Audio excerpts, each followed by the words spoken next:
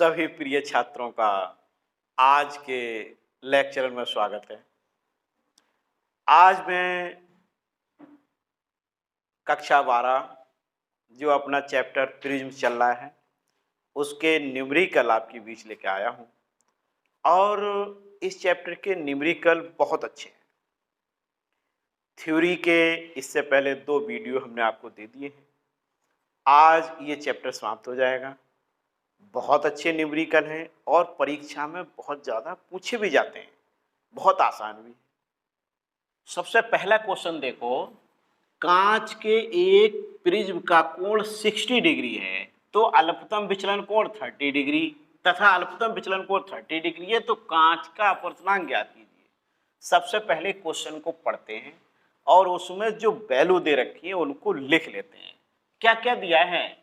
Question 1 यानी prism का कोण दिया है। प्रिज्म का कोण क्या है? ए 60 डिग्री। और क्या दिया है? अल्पतम विचलन डेल्टा एम। डेल्टा एम कितना दे रखा है? 30 डिग्री। और पूछा क्या गया है आपसे? एन पूछा है, अपवर्तनांक पूछा है। अब सूत्र लगा दो। सूत्र क्या होता है? एन बराबर sine A plus delta m upon 2 upon sine A by 2। अच्छा, अब वैल्यू देखो, साइन ए कितना है? 60 प्लस 30 अपॉन 2, ये अपॉन साइन ए बाई 2 का मतलब 60 अपॉन 2। अच्छा, सॉल्व करो, कितना हो जाएगा? साइन 45, साइन 45 और नीचे साइन 30। वैल्यू लगा दो। साइन 45 की वैल्यू होती है 1 अपॉन रूट 2 और साइन 30 की कितनी होती है? 1 अपॉन 2। तो 1 अपॉन 2 करोगे तो ये क्या होगा? उलट जाएगा, 2 अपॉन 1। समझ पाए कि नहीं? ये साइन 30 की वैल्यू 1 अपॉन 2 को ऊपर ले गए 2 अपॉन 1।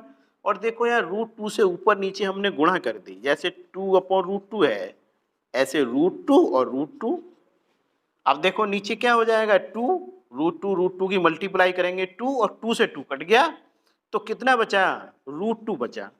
यानी कि n बराबर रूट 2 और n बराबर 1.41। वैल्यू आ गई, सॉल्व हो गया। तो पहला क्वेश्चन तो सॉल्व हो गया। अब देखो दूसरा, यही कर देंगे। दूसरा हम क्या है? क्वेश्चन 2।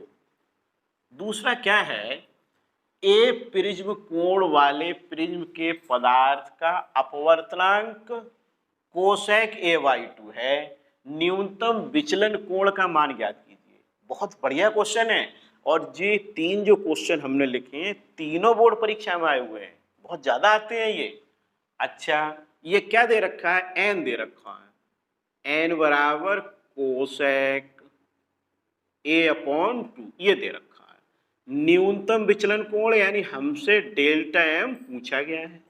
अब देखो सूत्र, एन बराबर sine A plus delta m upon 2 upon sine A by 2।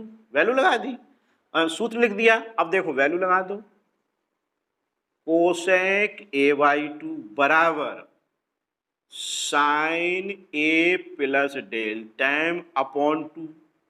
और देखो यहां हमने क्या लिख दिया? कोसेक ए अपॉन 2। कहां से लिख दिया? ये जो 1 अपॉन साइन ए बाई 2 है इसको ऊपर ले गए तो कोसेक ए बाई 2। और देखो इससे ये कट गया, यानी कि sign A plus delta m upon 2 बराबर 1। 1 आ गया। और 1 कितने की वैल्यू होती है? साइन 90। साइन 90। अब साइन से साइन कट गया, यानी ए प्लस डेल्टा एम अपॉन 2 बराबर 90। अब देखो तिरछी गुणा करो, ए प्लस डेल्टा एम बराबर 180 और डेल्टा एम बराबर 180 डिग्री माइनस ए। प्रिज्म कोण चूंकि दिया नहीं है, प्रिज्म कोण ए दिया है तो इसलिए ए लिखा रहने देंगे। अगर प्रिज्म कोण का मान दिया होता है यहाँ पर 30 डिग्री 60 डिग्री तो यहाँ लगा देते। सॉल्व हो गया, बहुत आसान क्वेश्चन। अब देखो अगला क्वेश्चन, ये क्वेश्चन बहुत अच्छा है। इन दोनों में तुलना करें तो ये और भी ज्यादा इंपॉर्टेंट है। यदि कांच के एक पतले प्रिज्म को जल में डुबो दें तो सिद्ध कीजिए प्रिज्म द्वारा उत्पन्न प्रकाश का न्यूनतम विचलन कोण यानी वायु में 1/4 रह जाएगा। कितना बढ़िया क्वेश्चन है। यानी कांच का प्रिज्म है, उसको जल में डुबो दिया, तो हमें ये सिद्ध करना है।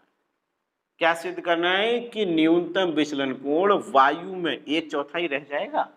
बहुत बढ़िया क्वेश्चन है। अब देखिए इसको सॉल्व करो। सबसे पहले जो दिया होता है वो लिख लेते हैं। ये दिया गया है ANG। क्या होता है ANG?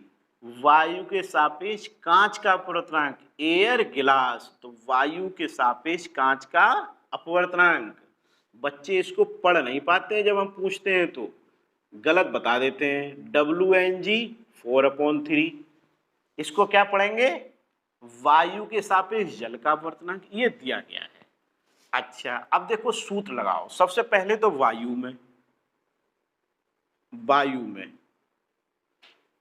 में डेल्टा A बराबर NA यानी ANG लिख लो, ANG -1A।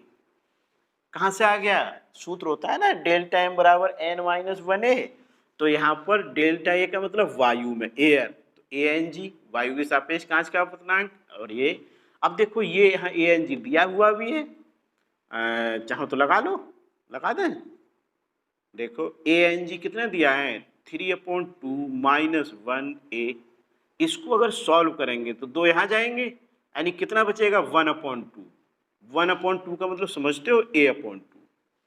A/2 आ गया। अच्छा, वायु में आ गया। अब किस में निकाला है? जल में। डेल्टा W बराबर, अब यहाँ क्या लिखा था? ANG, अब क्या लिखेंगे? WNG -1 और A।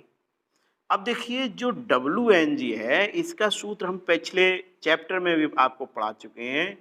ANG/ANW, ये WNG का फार्मूला होता है। और -1 और बाहर क्या आ जाएगा? A। अब देखो वैल्यू लगाओ। वैल्यू ANG की वैल्यू कितनी है? 3/2।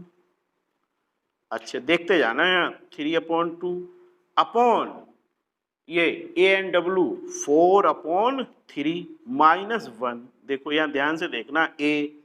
अच्छा देखो ये 3/2 4/3 ये उलट जाएंगे नीचे वाले, यानी डेल्टा W बराबर लिखोगे तो 3/2 और 3/4 -1 और बाहर क्या आएगा? A।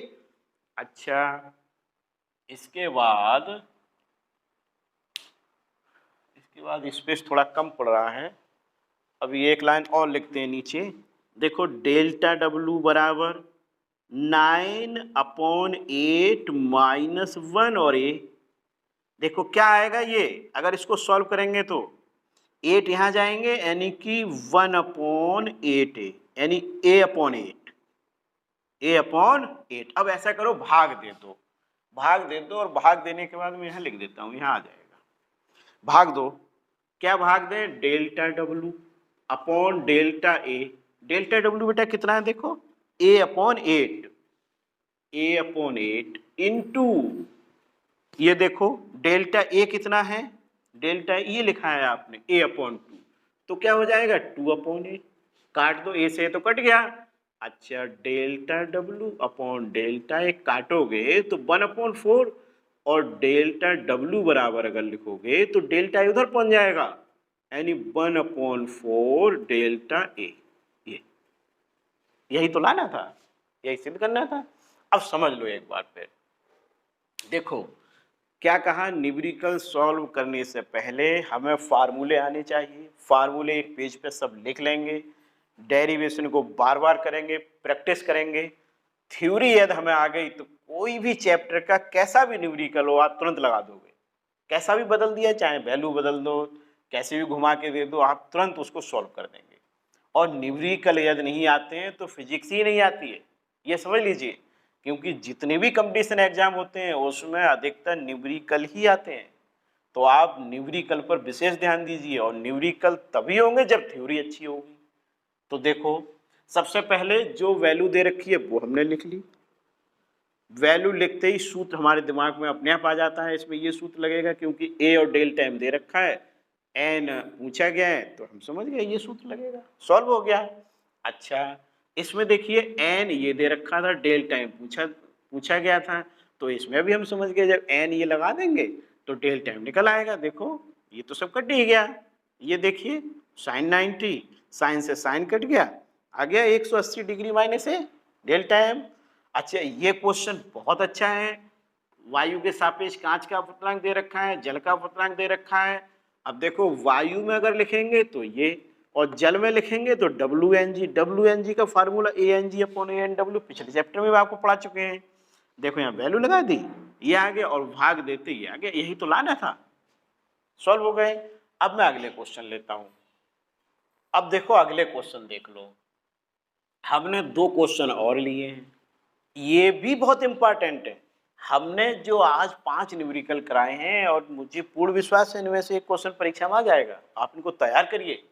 देखिए क्या क्वेश्चन है अगला, किसी पदार्थ के लाल, बैंगनी तथा पीले रंग के प्रकाश के लिए अपवर्तनांक 1.51, 1.61 तथा 1.59 है।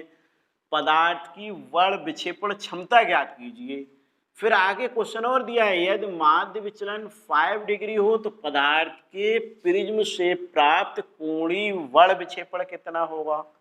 बहुत बढ़िया क्वेश्चन है, ये परीक्षा में 2-3 बार आ चुका है, और ये क्वेश्चन भी 2-3 बार आ चुका है। एक प्रिज्म के पदार्थ का अपवर्तनांक √2, प्रिज्म कोण 60 डिग्री, अल्पतम विचलन की स्थिति में ज्ञात कीजिए अल्पतम विचलन कोण, आपतन कोण, अपवर्तन कोण और निर्गत कोण। बहुत बढ़िया बढ़िया क्वेश्चन हमने लिए हैं। अच्छा देखो, सबसे पहला शुरू करते हैं।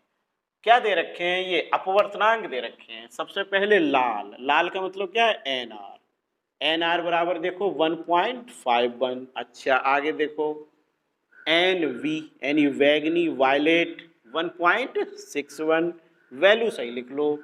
NY पीला कलर, वाई कलर होता है येलो, 1.59। अब देखो वर्ण विक्षेपण क्षमता, ओमेगा बराबर NV minus NR upon NY minus 1, formula लगा दिया। अच्छा वैल्यू लगा लो, NV कितना है 1.61, माइनस NR देखो 1.51, NY देखो 1.59 माइनस 1, सॉल्व कर लो, घटा लो, देखो 0, 6 में से 5 गए 1, और तो कुछ बचेगा नहीं, यहाँ देखो पॉइंट और यहाँ 0, नीचे देखिए 1.59 में से 1 जाएगा तो कितना बचेगा 0.59। अच्छा इसको पॉइंट से पॉइंट तो कट गया, 10 अपॉन ये। अब देखो अगर डिवाइड करें तो पॉइंट लगाएंगे 100 हो जाएंगे। अब इसको अगर भाग दें तो हम डायरेक्ट लिख देते हैं 0.169, ये आता है। अगर 59 से 10 को डिवाइड करें तो ये आप भाग कर लेंगे, देन भाग कर लेंगे 59 से, ये ऐसे पॉइंट लगाएंगे 100, 59, 1 और 94, फिर देखो 1, अब यहाँ कितना हो जाएगा ये, यानी 6 छंग 36, 6 सत्ते 42, 6 ही बार जा रहे हैं, सही आ रहा है, भाग कर लेंगे। अच्छा ये उत्तर आ गया। इसके बाद इसमें और भी पूछा है, यदि माध्य विचलन कितना हो 5 डिग्री। माध्य विचलन का मतलब क्या होता है, डेल्टा वाई, यानी यदि डेल्टा वाई बराबर 5 डिग्री। अच्छा तो क्या पूछा है, कोणीय वर्ण विक्षेपण। कोणीय वर्ण विक्षेपण क्या होता है, थीटा पूछा है। एक सूत्र हमने आपको बताया था, ओमेगा बराबर थीटा अपॉन डेल्टा वाई, और थीटा बराबर क्या हो जाएगा, थीटा बराबर हो जाएगा ओमेगा वाई, हाँ delta y into omega. Value लगाओ, डेल्टा वाई कितना 5 और ओमेगा कितना है, ये लिखा आपने 0.169, मल्टीप्लाई कर दो, देखो 5 नेम 45, 4 5 छक 30, 4 34, 3 5 एकन 5 3 8, ये आ गया। थीटा बराबर सॉल्व हो गया, थीटा बराबर 0.845 ये आ गया डिग्री, आंसर आ गया। अब देखिए अगला क्वेश्चन, दूसरा क्वेश्चन क्या है, एक प्रिज्म के पदार्थ का अपवर्तनांक n बराबर √2, बहुत इंपॉर्टेंट क्वेश्चन है, a बराबर 60 डिग्री, अल्पतम विचलन की स्थिति में ज्ञात कीजिए फर्स्ट अल्पतम विचलन कोण।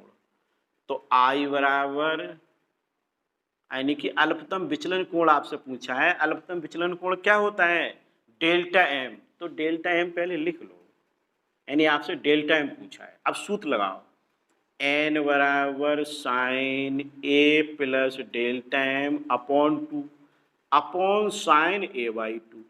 देखो एन कितना दे रखा है, √2 बराबर sine A plus delta m, यानी कि 60 प्लस डेल्टा एम अपॉन 2, देखो बराबर अपॉन साइन 60 अपॉन 2।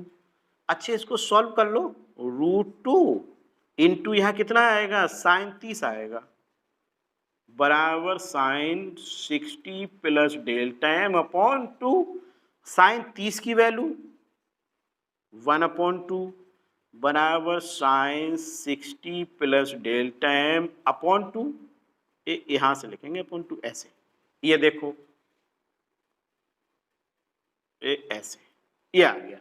अच्छा अब देखो यहाँ √2 से ऊपर नीचे अगर गुणा करें, √2 अपॉन 2 है, यहाँ लिखें √2, यहाँ √2 और sine 60 plus delta m upon 2, ये देखो यहाँ क्या आ जाएगा, यहाँ पर ऊपर 2 से √2 2 हो जाएगा, 2 से 2 कट जाएगा, 1/√2 बचेगा।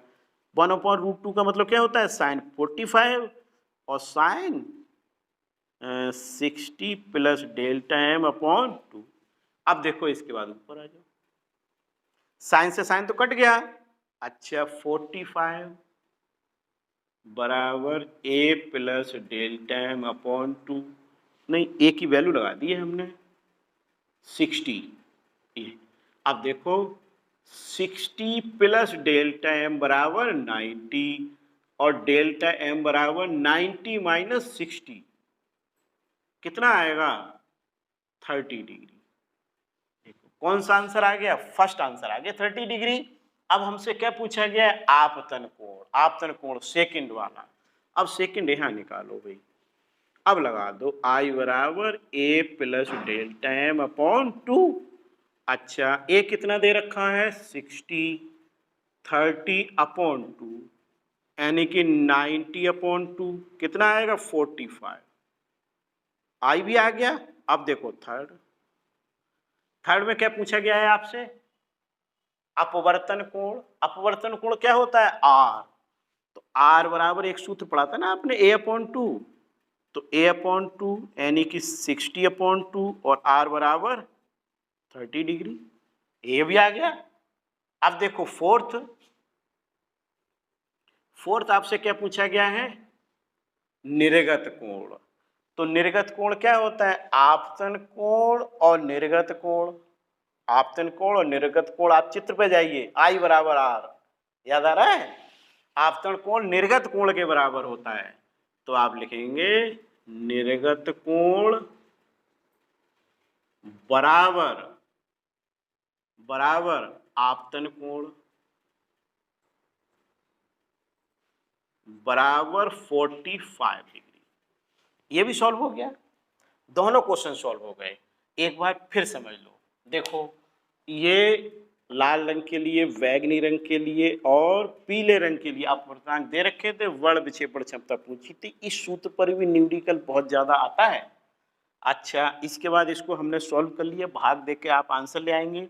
यहाँ देखिए ये दिया था पीले रंग के लिए विचलन कोण और थीटा पूछा था, तो हमने यहाँ क्या कर दिया, तिरछी गुणा कर दी, 5 से इसकी 5 ने 45, 5 चक 30, 4 34, 5 3 8, ये आ गया 0.845। अच्छा अब इधर आ जाओ, ये क्वेश्चन में क्या क्या दिया गया था वो हमने लिख लिया, बहुत इंपॉर्टेंट क्वेश्चन है ये। तो मैं समझता हूँ न्यूमेरिकल आपको पूरा क्लियर हो गए हैं।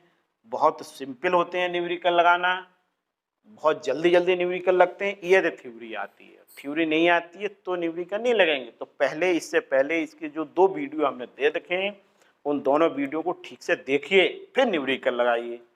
और अगले वीडियो में हम फिर अब नया चैप्टर लेके आ रहे हैं, ओके, थैंक यू। पढ़िए।